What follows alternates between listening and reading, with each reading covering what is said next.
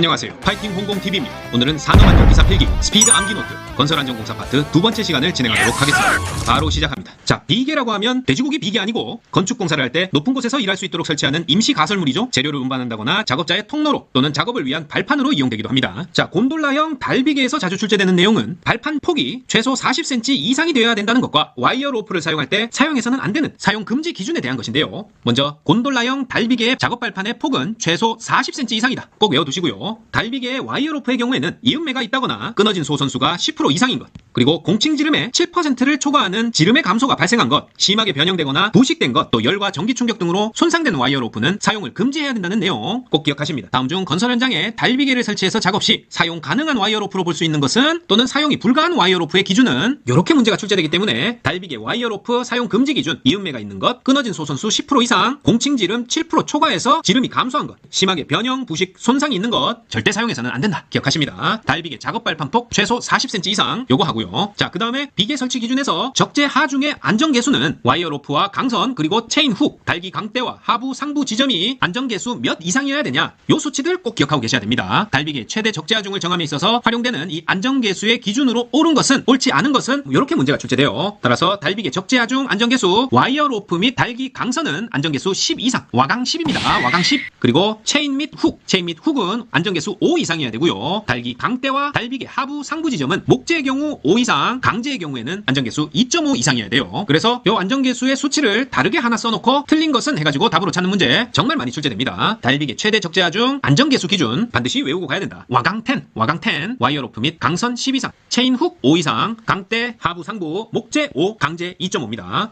자, 그 다음에 비계 설치 기준에서 우리가 건설 현장에서 흔히 우마라고 부르는 게 있죠. 이렇게 생긴 말비계인데요. 말비계, 우마의 경우에는 사다리 통로와 같이 지주부재와 수평면의 기울기가 75도 이하여야 됩니다. 자, 수평면과 다리발, 지주부재와의 각도 75도 이하여야지 너무 이렇게 수직으로 서서는 안 된다. 그리고 높이가 2m 초과하는 경우에는 작업 발판 폭이 40cm 이상이어야 됩니다. 작업 발판이 좀 넓어야 된다. 작업 발판이 이렇게 발이 큰 사람이 가로질러 이렇게 서더라도 삐져나가거나 하면 안 되기 때문에 최소 폭이 40cm 이상이어야 된다. 말비계 조립해서 사용하는 경우 지주부재와 수평면의 기울기 75도 이하, 그리고 말비계 높이가 2m 초과하는 경우에는 작업 발판 폭을 40cm 이상으로 해야 된다. 기억하십니다. 자, 이어서 강관비계의 도계 또는 전도를 방지하기 위해 사용하는 벽 이음의 간격 기준을 묻는 문제 자주 출제되는데 그 종류에 따라서 수직 방향, 수평 방향의 조립 간격이 달라지기 때문에 문제를 유심히 봐야 됩니다. 강관비계 도계 전개 방지 벽 이음 조립 간격 기준, 벽 이음 조립 간격 기준. 단관비계의 경우에는 수직 방향이 5m 이하, 수평 방향 역시 5m 이하고요. 틀비계의 경우 높이 5m 미만은 제외하고 수직 방향 6m 이하, 수평 방향 8m 이하의 도계 및 전도 방지 벽이음 조립 간격을 가지고 있어야 됩니다. 조립 간격이 너무 길면 도계 및 전도될 수 있다. 그리고 강관 틀비계의 경우에는 길이가 띠짱 방향으로 4m 이하, 높이가 10m를 초과할 때는 좀 더 보강을 해야 되겠죠? 띠짱 방향으로 10m 이내마다 버팀 기둥을 설치해야 됩니다. 띠짱 방향이라는 것은 수평 방향을 말하죠. 강관 틀비계의 경우 띠짱, 수평 방향이 4m 이하, 높이가 10m 초과할 경우 10m 이내마다 띠짱 방향에 뭐 설치해줘야 된다? 버팀 기둥 설치해줘야 된다. 따라서 띠짱 방향으로 버팀 기준 설치하는 기준 이렇게 나오겠죠? 길이가 띠짱 방향으로 4m 이하이고 높이가 10m를 초과하는 경우 10m마다 띠짱 방향으로 버팀 기둥 설치한다. 40, 10이다. 40, 10 버팀 기둥 이렇게 외우고요. 강관비계 도계 전도 방지 벽이음 조립 간격, 단관비계 55 수직 수평 모두 5m, 5m 이하, 높이 5m 미만을 제외한 틀비계의 경우에는 68이다. 68. 틀비계 68. 자, 그 다음에 비계 설치 기준에서 자주 나오는 문제가 시스템 비계 구조입니다. 시스템 비계의 구성 요소별 설치 기준 준수사항으로 자주 나오고요. 그림에서처럼 시스템 비계를 설치할 때는 수직재와 기둥의 밑둥에 있는 조절형 받침 철물을 사용해서 이 시스템 비계가 항상 수평과 수직을 유지하도록 해야 되는데요. 그러려면 수직재와 받침 철물은 당연히 밀착해서 설치해야 되고 요 연결부의 겹침 길이는 전체 길이의 3분의 1 이상이 되도록 해야 됩니다. 비계 밑단의 수직재와 받침틀은 밀착되도록 설치하고 수직재와 받침 철물의 연결부의 겹침 길이는 받침 철물 전체 길이의 3분의 1 이상이 되도록 해야 된다. 시스템 비계 받침 철물 밀착 설치 겹침 길이 3분의 1 이상 기억하십니다. 자, 다음으로 철골 공사에서 철골 작업할 때 근로자가 수직 방향으로 이동하는 철골 부재에 한 발 한 발 내디딜 때 답단 간격이 30cm 이내인 고정된 승강로를 설치해야 됩니다. 철골 공사할 때 작업자가 수직 방향으로 이동할 때 그 철골 부재에는 답단 간격이 30cm 이내인 고정된 승강로를 설치해야 된다. 오르내릴 수 있도록 이 철골 부재에 한 발짝 한 발짝 답단 간격 30cm 이내에 고정 승강로를 설치해야 된다. 철골 작업 시 수직 방향으로 이동하는 경우입니다. 자, 그 다음에 철골 공사를 할 때는 크레인을 이용해서 중량물을 옮겨야 되고 또 용접 작업도 할 수 있기 때문에 날씨가 악천후일 때는 작업하지 마라. 작업 중지 조건이 명시되어 있는데 강풍일 때 강풍시, 강우시, 강설시 이렇게 나눠져 있습니다. 일반 공사 같은 경우에는 평균 풍속이 10분간 10m/s 이상 나온다. 작업 중지해야 되고 비는 1회 강우량 50mm 이상, 눈은 25cm 이상 왔을 때 작업을 중지해야 되지만 철골 공사 같은 경우에는 기준이 다릅니다. 바람은 평균 풍속 10m/s 이상, 강우는 1시간당 1mm 이상, 강설도 1시간당 1cm 이상으로 이렇게 규정돼 있어요. 따라서 다음 중 철골 작업을 중지해야 되는 기후 조건에 해당하지 않는 것은 해서 강풍 10m/s,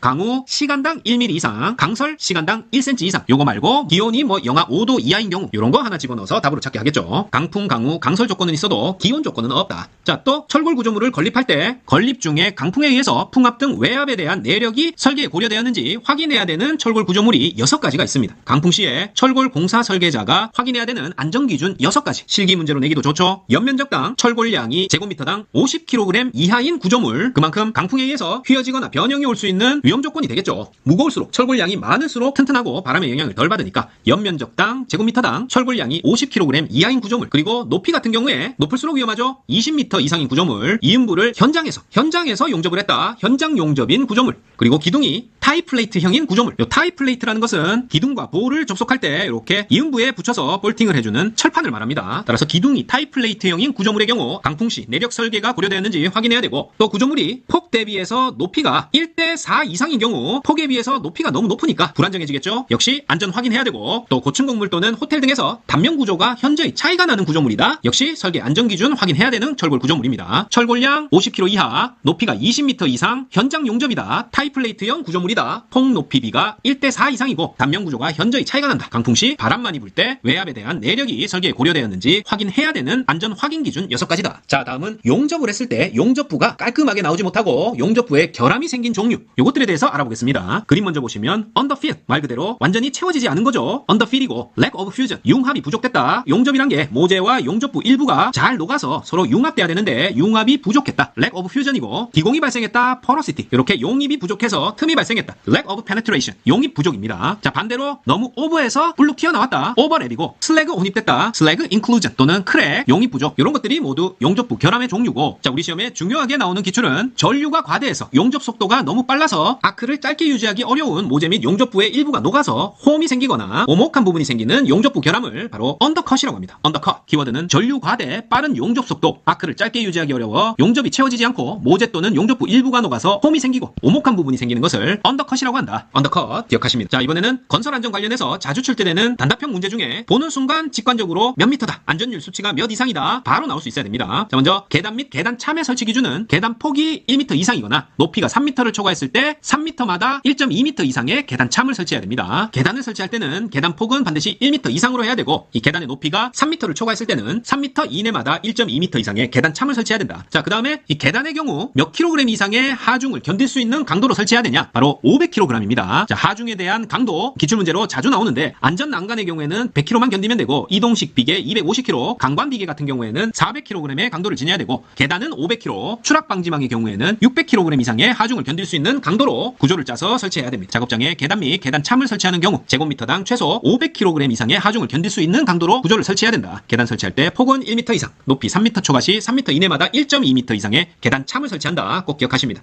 자, 그리고 안전 난간을 설치할 때 상부 난간대는 120cm 이상 지점에 설치해야 되고요. 그보다 낮은 곳에 설치되면 난간 너머로 떨어질 수 있는 위험이 더 커지겠죠. 그리고 안전 난간대를 120cm 이상 지점에 설치할 경우 중간 난간대를 최소 2단 이상 균등하게 설치해야 된다. 자, 2단입니다. 3단, 4단, 5단 이렇게 보기로 나오지만 중간 난간대는 최소 2단이다. 기억하십니다. 자, 동바리 파이프, 서포트라고 하죠. 서포트 파이프, 지붕이나 슬래브를 받치는 용도로 이렇게 이어서 사용하게 되는데요. 절대 3개 이상 이어서 시공하는 것은 금지해야 되고, 이어서 사용했을 때는 4개 이상의 볼트와 전용 철물을 사용해서 이어야 됩니다. 그리고 높이가 3.5m를 초과했을 때 2m 이내마다 수평 연결재를 2개 방향으로 설치해서 수평 연결재의 변이를 방지해야 돼요. 자, 동바리 파이프 서포트는 3개 이상 이어서 사용 금지, 이을 경우 4개 이상 볼트, 전용 철물 사용하고 높이 3.5m 초과했다 2m 이내마다 2개 방향 수평 연결재를 설치해서 변이되는 것을 방지해야 된다. 자, 다음은 작업 발판이 거푸집에 일체형으로 붙어있는 작업 발판 일체형 거푸집의 종류에는 어떤 게 있는지 이걸 물어봅니다. 건설 현장에서 사용되는 작업 발판 일체형 거푸집의 종류에 해당되지 않는 것은 이렇게 나오면, 일단 깽폼, 슬립폼, 클라이밍 폼, 터널 라이닝 폼, 이런 것들은 모두 작업 발판 일체형 거푸집입니다. 그림 잘 봐두시고. 하지만 흔히 말하는 유로폼은 여기에 작업 발판 붙어있지 않아요. 작업 발판 일체형 거푸집에는 깽폼, 슬립폼, 클라이밍 폼, 폼, 터널 라이닝 폼 이런 것들이 있고 오답으로 유로폼이 나오기도 했습니다. 자, 갱스터가 작업 발판 타고 클라이밍 한다. 이렇게 외우면 되겠죠? 갱스터가 작업 발판이 일체로 된 거푸집 타고 클라이밍 하니까 갱폼, 슬립폼, 터널 라이닝 폼, 클라이밍 폼은 작업 발판 일체형이다. 이렇게 외웁니다. 항타기, 영어로 파일 드라이버라고 하죠. 항타기 항발기에 권상용 와이어 로프를 사용하는 경우 이 권상용 와이어 로프는 추 또는 해머가 가장 아래 위치에 있을 때, 최저 위치에 있을 때 또는 널말뚝을 빼내기 시작할 때 기준으로 권상장치의 드럼에 적어도 2회 감기고 남을 수 있는 충분한 길이라야 됩니다. 뭐가? 권상용 와이어 로프가. 권상용 와이어 로프는 항타기 항발기에 사용할 때 권상장치의 드럼에 2회 감기고 남을 수 있는 충분한 길이어야 된다. 1회, 4회, 6회 아니고 2회입니다. 그리고 안전계수는 5 이상이어야 되고요. 권상장치 드럼축과 도르래 축 간의 거리는 드럼폭의 15배,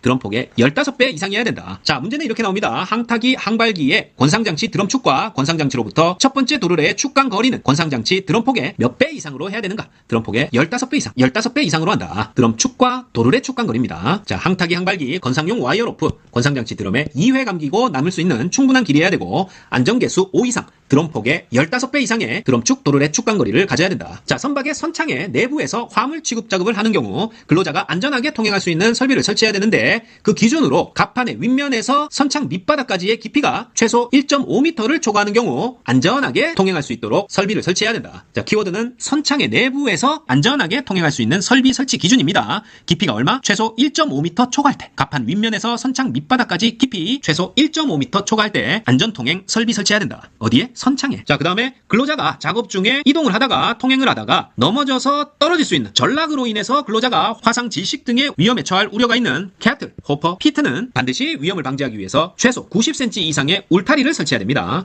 캐틀, 호퍼, 피트에는 90cm 이상 울타리 설치해야 된다. 자, 캐틀은 주전자죠. 가열 용기고 호퍼는 깔때기 모양의 출입구가 큰 통이고 피트는 구덩이를 말합니다. 요런 데 다닐 때 전락으로 화상 질식 우려가 있을 때 최소 이런 곳에는 90cm 이상의 울타리를 설치해야 된다. 기준 90cm라는 거. 허리까지는 꼭 와야 되죠. 2배 해도 일반적으로 180cm 넘는 사람이 그렇게 많지는 않기 때문에 90cm 정도면 울타리 너머로 넘어져서 아래로 떨어지는 그런 사고를 예방할 수 있습니다. 기준은 90cm다. 자, 터널을 뚫을 때 본 터널을 시공하기 전에 터널에서 약간 떨어진 곳에 지질조사, 환기, 배수, 운반 등의 상태를 알아보기 위해서 설치를 하는 게 있는데 요게 파일럿 터널입니다. 파일럿 터널을 본 터널 시공 전에 약간 떨어진 곳에 설치한다. 뭐 하는 거다? 지질조사, 환기, 배수, 운반 등 상태 확인하는 건데 본 터널 시공 전에 약간 떨어진 곳에 설치한다. 파일럿 터널. 자, 그 다음에 안전대에서 로프나 레일 등과 같이 유연하거나 단단한 고정줄로서 추락하는 것을 저지시키는 추락 방지대를 지탱해주는 그런 줄 모양의 부품이 바로 수직 구명줄입니다. 추락 발생 시 추락 방지대를 지탱해주는 고정줄을 수직 구명줄이라고 한다. 자, 그 다음에 흙의 간극비는 흙이 가진 전체 부피, 흙의 최적 중에 요 흙 속에는 간극이 존재하겠죠. 흙의 알갱이들이 채워지지 않은 비워진 간극이 존재하는데 그 간극들에는 공기 아니면 물이 들어있겠죠. 그래서 그 간극에 있는 물과 공기의 최적, 부피를 모두 더해서 흙 전체 최적분의 그 비율이 흙의 간극비입니다. 흙 전체 중에 간극이 차지하는 비율, 그 간극에는 흙 알갱이가 없으니까 공기나 물이 채워져 있다. 공기 플러스 물의 최적을 흙의 최적으로 나눈 것, 즉 흙의 최적에 대한 공기 더하기 물의 최적이 흙의 간극비다. 그냥 공식으로 기억해 두십니다. 흙의 간극비는 간극의 비율이다. 이렇게만 알고 계시면 되겠죠. 자, 크레인의 운전실이나 운전대를 통하는 통로의 끝과 건설물의 벽체의 간격은 최대 0.3m 이하로 해야 됩니다. 크레인 통로 끝과 건설물의 벽체 간격은 최대 0.3m 이하로 한다. 자, 키워드는 크레인 통로입니다. 크레인 통로 간격 나온다. 최대 0.3m 이하 체크하시고, 자, 그 다음에 크레인에서 정격 하중에 대한 정의를 물어보는 문제가 출제되는데요. 정격 하중이라고 하면 크레인에 달 수 있는, 부하할 수 있는 최대 하중에서 달기구의 중량에 상당하는 하중을 뺀 하중을 말합니다. 작용 가능한 최대 하중에서 빼기, 요거 빼기입니다. 빼기 달기구, 후크나 와이어 로프의 중량을 빼면 그걸 정격 하중이라고 한다. 부하할 수 있는 최대 하중에서 달기기구의 중량에 상당하는 하중을 뺀 하중을 뭐라고 한다? 정격 하중이라고 합니다. 자, 앞세기를 사용해서 건물을 해체하는 순서는 슬래브, 보호, 벽체, 기둥 순입니다.